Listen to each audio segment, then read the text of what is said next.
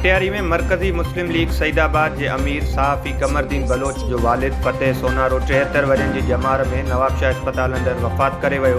संदसि जनाज़े नमाज़ दौरान न्यू सईदाबाद समेत मटियारी की सियासी समाजी शख्सियतुनि, Matiari union of journalist workers के उहदेदारनि, मेंबरनि समेत ज़िले के हर मकतब फ़िक्र के माण्हुनि वॾे अंग में शिरकत कई।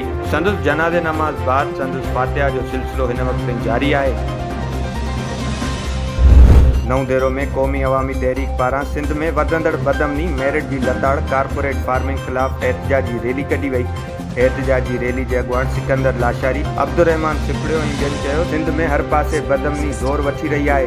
मंशियात के आम वाह नौजवान नसुल तबाह करे छड़ी है। मेरिट की लताड़ करे करप्ट ऑफिसरन के भर्ती कयो पियो वञे। उन्हनि सिंध हुकूमत का मुतालबो कयो त बदअमनी, मंशियात ऐं करप्शन समेत कारपोरेट फार्मिंग बंद कई वञे। बी सूरत सिंध अंदर एहतजाजी तहरीक हलाई वेंदी। मीरपुर मातेलो में कोरियत मजदूरन से भरियल ट्रैक्टर ट्राली नेशनल हाईवे ते कल्टी थी पई। नतीजे में 2 नींगरियूं फोत थी वयूं, जडे ते 25 खां वधीक माण्हू ज़ख्मी थी पिया। नींगरियुनि जी सुञाणप सनिया सोलंगी ऐं रुखसाना सोलंगी के नालन सां थी, जडे ते ज़ख्मियुनि में मोहम्मद शरीफ, फहमीदा, कामरान समेत ॿिया शामिल आहिनि। पुलिस वाक़े वारे हंध पहुंची ज़ख्मियुनि के तिबी इलाज लाइ मक़ामी अस्पताल मुंतकिल करे छॾियो, जॾहिं त नींगरियुनि जा लाश घर पहुचण ते घर में कोहराम मची वियो। सखर में JUI ज़िले क़यादत पारां सिंध अमन जरगो की तकरीब मुनक़िद कई वई। सिंध अमन जरगे की सदारत JUI सिंध के अमीर मौलाना अब्दुल क़यूम हाले जी कई, जॾहिं त अलामा राशिद महमूद सुमरो सिंध की तारीख़ में बदतरीन बदअमनी ऐं लाक़ानूनीयत की सूरत हाल ते आगाही ॾिनी।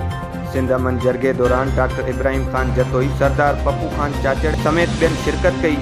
उन मौके ते अगवाणनि सिंध में वधंदड़ बदअमनी जो ज़िम्मेवार सिंध हुकूमत के करार ॾेई छॾियो, जॾहिं त सखर ज़िले में बदअमनी सां गॾु मंशियात जो वाहपो उरूज ते पहुचण सबबि नौजवान नसुल तबाह थी रहियो आहे।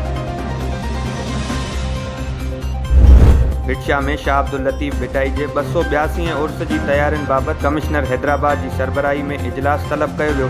इजलास दौरान DIG Hyderabad, deputy commissioner Matiari, SSP Matiari, दरगाह के गादी नशीन समेत टाउन चेयरमैन ऐं ॿियनि अमलदारनि शिरकत कई।